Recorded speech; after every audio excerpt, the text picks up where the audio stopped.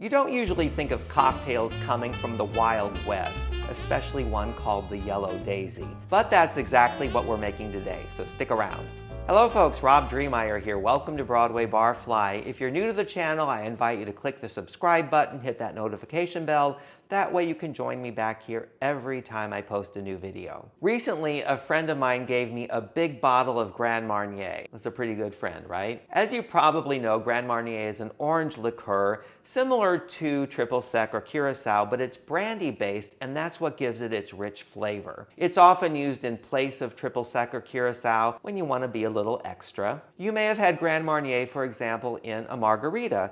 And when it's used in a margarita, it's usually called a Cadillac margarita. In the next couple of videos, I'm going to be using the Grand Marnier in cocktails that maybe you've never tried before, certainly cocktails I've never tried before. And our first one is the Yellow Daisy. The Yellow Daisy was first published in Harry Craddock's 1930 Savoy Cocktail Book, where he notes that the Yellow Daisy was the favorite cocktail and possibly invented by a man named Richard William Clarke, also known as Deadwood Dick. Clarke was born in England, but he emigrated to the United States when he was a teenager and eventually settled in Deadwood, South Dakota, hence the nickname. Like a lot of figures in Western folklore, and cocktail folklore for that matter, Clarke was a colorful character. He was a frontiersman, he rode for the Pony Express, he was a performer in Buffalo Bill's Wild West show.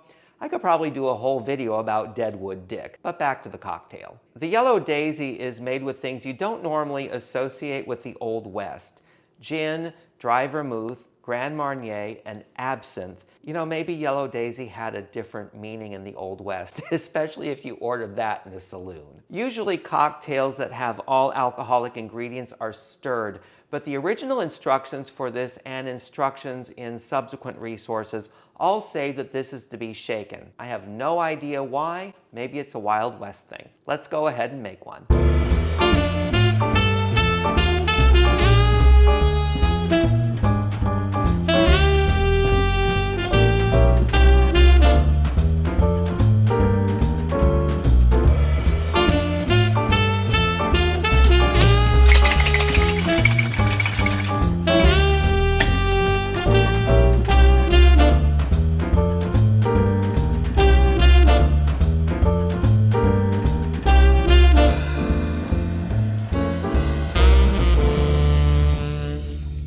There we have our Yellow Daisy. Well, the first thing you notice is a really beautiful yellow color. I'm curious to give it a try.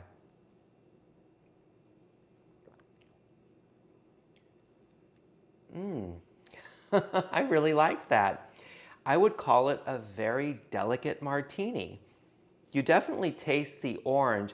You know, sometimes when I make a martini, well, not only me, but a lot of people will put orange bitters in a martini.